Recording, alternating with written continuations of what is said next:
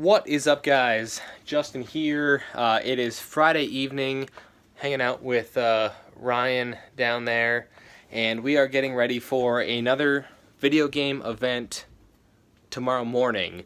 This one is almost identical to the record sale we did in October. Same people, same place, same time. Most of the same vendors. We were lucky enough to get invited back, which is awesome, but we are not the only video game vendor this time.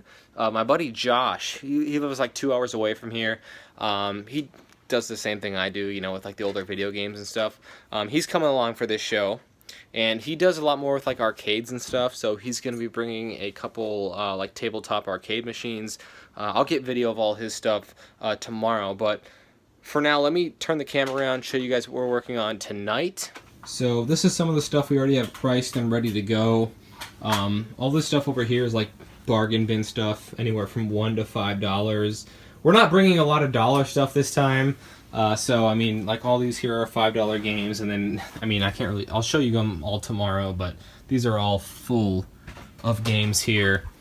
And then, like I said, not bringing much of the dollar stuff. We're not bringing any of this junk here. We brought this stuff to the last couple of shows, and I think we've sold maybe like a combined like 8 or 10 of these things. So I was trying to give them away at the last show, like 3 for $1, and nobody even looked at them. So, we would have to sell 50 at least to make it worth bringing, and that's not going to happen. So we're not bringing those this time. Ryan is over here working on finishing pricing up. He already did this whole box here. And the last thing we have to do here is some controllers and stuff. All this stuff over here is like, higher end stuff. Some of the stuff here we've had for sale at his uncle's place, the antique shop. And then some of the stuff over here is stuff that we've gotten recently in our last couple YouTube videos, actually, those huge hauls we had. Sorry the light's not great in here, but as for the systems, we have these tubs full here of systems, and this is basically all what they look like. I have everything boxed individually in the systems, which is kind of a waste of space, but these are the tubs that housed my collection for like 2 or 3 years before I got this house.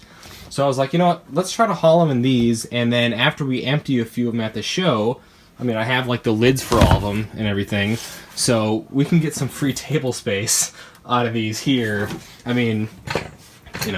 It's kind of cheating the system a little bit, but I paid for 3 tables. The guys that run this event are super cool, so I don't think they're going to have an issue with it. And then here's the glass or acrylic case that, as soon as I'm done filming this clip, I got to go through and put all of our higher end stuff in here, get it ready for tomorrow. But that's what we got going on tonight. I'm hoping for a good turnout tomorrow. Setup starts at 7 a.m., but we're a lot more prepared for this than we were the last time around, so I don't think we need to be there at 7. I'm thinking between 8 and 8:30, it gives us some time to get some breakfast and stuff. We'll be fine. So anyway, I'll try and get some footage tomorrow, is either we're loading up the car or loading into the event, or both, and of course I'll get some footage of everything that the show has to offer. So crossing our fingers for a good turnout. We'll see you guys tomorrow. What is up, guys? It is Saturday morning. Got my trunk loaded up, got my back seat loaded up, got my front seat loaded up, and that's just one of 3 cars. The other cars aren't packed quite as full, but they have all the systems in there. It is once again snowing, only lightly this time, not as bad as last time, thankfully. It's freezing though. It's like 10 degrees and dropping right now, but that's okay. The cold doesn't keep many people away up here. I think we're gonna sell some games today. Yes.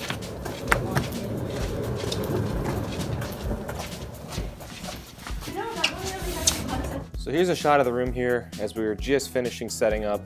All that stuff on the left there is Josh's stuff. I'll show that in more detail in a few minutes, but let's take a look at our setup here. As you can see, tons of systems, and even with 3 tables, plus the extra space from those bins, and not bringing the sports games and stuff, we were still putting stuff on the floor, but that's okay. We got all the higher dollar stuff up on the tables. So I got to give a shout out here to Cody and Donnie for driving all the way from Minnesota to come check out what we had for sale. I hope it was worth it for you guys. I hope you were happy with the deals that you got. They were there right at 10 a.m., which is right about what I'm showing here, just as people were starting to trickle in for the day.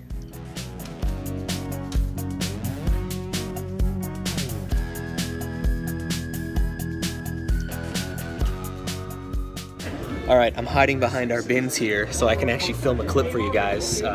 We've been so busy. We've been killing it, especially with system sales. Like the last time we did this show, we sold, you know, 1 or 2 systems maybe.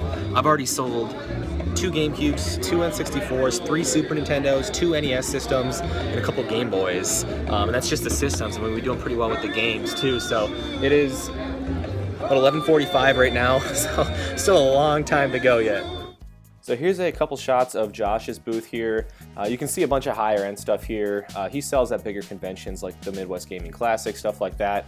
So that type of stuff isn't usually what sells at these type of shows. You know, people coming here are looking for stuff to play, the popular stuff, which of course he had quite a bit of that stuff as well. And Ryan actually bought some TurboGrafx games off of him right as we were finishing up for the day. So as for those arcade machines that I mentioned earlier, unfortunately Josh didn't have enough room to set them up right next to him in the vendor area, so he had to set one up out in the hallway, which was kind of inconvenient because he was running back and forth between the hallway and his booth, and there was times that I had to kind of watch over his booth while he was out in the hallway answering questions about the machines. But I've got some pictures of them here that I'll throw up. They're cocktail style machines, so they have, you know, a flat glass top on them. There's 60 built-in games, you know, most of the classics like all the Pac-Mans, all the Donkey Kongs, Galaga, that kind of stuff. And I actually have one of these machines at my house. I'm helping Josh market and sell these things in my area. So I fully intend on doing a more in-depth review on one of these machines in the near future, so keep an eye out for that. Alright guys, check out what just got traded in. Our first trade-in ever at one of these shows. Chrono Trigger for the Super Nintendo. It's legit. I opened it up, I brought my bit with me, and it came with the manual and one of the maps here. So I got that from him, and then I also got Maximum Carnage, Separation Anxiety, which I needed for my collection, I believe. Tony Miola's Sidekick Soccer, and then a couple other sports games here. He just wanted cash for it. He told me 145 bucks, and I said sure. I mean, the Chrono Trigger with the map and manual goes for at least that. So the other ones were free, and I mean, that's still a pretty good deal on that Chrono Trigger. So I actually ended up giving that Chrono Trigger to Ryan just for his help, you know, with the show both today and leading up to it. And actually we did so well at this show that in addition to the Chrono Trigger, I also gave him a nice chunk of change towards that Ruler Rose that I got a couple months ago that he's been eyeing up. So, you know, one more show of helping out, and I'm sure he'll end up with that as well. So taking a look elsewhere around the show, obviously a vinyl record show, there was thousands and thousands of vinyl records available, but there was a lot of other cool stuff there too. You know, Sabrina came home with a few watercolor prints, like some really nice framed prints that were done by a local tattoo artist that had a table at the show. And, you know, just t-shirts and a bunch of different posters and stuff. This event is really turned into like more of a pop culture thing. It's still called a vinyl record show, but everyone kind of realizes that it's turned into like more of like a pop culture show. And video games.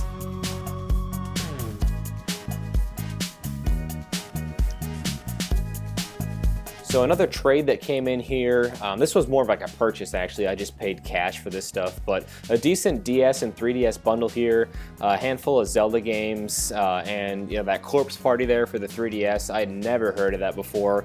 Seems to be a pretty obscure title. I ended up paying $60 cash for that bundle, and I think both of us were pretty happy with that. So here is another trade that came in here. We got some decent 64 titles in here and a stack of 360 games, which was kind of eh.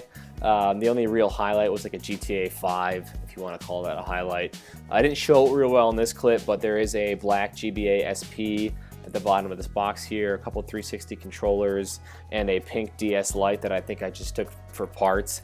Alright, it's like 2:30. It has been absolutely crazy here. we finally got to a point now. I'm hiding behind here again, by the way. Finally got to a point now where there's just like 1 or 2 people looking at our table, but we have sold so many systems. Had to have been close to 20 systems so far. It might have helped that I advertised them during the week that I was doing a sale on like NES and Super Nintendo, GameCube systems and stuff. I'm sold out of all those. I have 1 NES left, I think. Everything else I'm like basically sold out of, so it's been pretty crazy, but pretty nice. So this was the last lot that came in for the day, and there was really nothing too great in here. And I was honest with the guy. I told him that I wasn't going to be able to pay much for it, but he was content with whatever I offered him. A bunch of these PS2 games down here were actually in really nice shape, so I ended up giving him 30 bucks for everything, and he seemed cool with that. All right, guys, so yeah, hide down here again. Show's over, packing up. Got a lot to take home still, but a lot less than we came with because we sold so many systems today. So it's gonna be much easier going home than it was coming here, that's the goal, obviously. So yeah, we're gonna finish loading up. I'm gonna go home, unload, and then I will give you guys a recap, let you know how we did. All right, so it is now Sunday. After I got home last night and got all of this unloaded, I was way too exhausted to do anything else, so I didn't end up filming this recap clip last night like I wanted to, but yeah, I'm just about to start going through the mess that is my basement currently, figure out what's staying here, what's going up to the antique shop, etc. So as far as how we did in sales, Ryan and I were shocked when we got home last night and realized how much we made at this show. We sold between 20 and 22 systems, and I don't know how many games, I didn't keep count of that, but we sold a lot. And so my goal going into this show was quite a bit lower than it was the first time around, just because I figured, you know, our big debut was kind of over, people, you know, knew what we were all about, and this time we weren't the only video game vendor there, but we doubled my goal this time. I mean, we did better than we did at the first record show, which is insane. And so there's another one scheduled for the last weekend in April, so you better believe we're going to be there. Actually, that's like 2 weeks after MGC, I think, so maybe I can grab some inventory on the way down to MGC, hopefully, because I'm kind of fresh out of a lot of the popular stuff. We got pretty cleaned out yesterday, so anyway, I'm going to be looking for, you know, some popular stuff between now and April, and of course I'll try and do another video for that show as well. Hopefully have some more videos up between now and then for you guys. So thanks for watching, guys. Take care.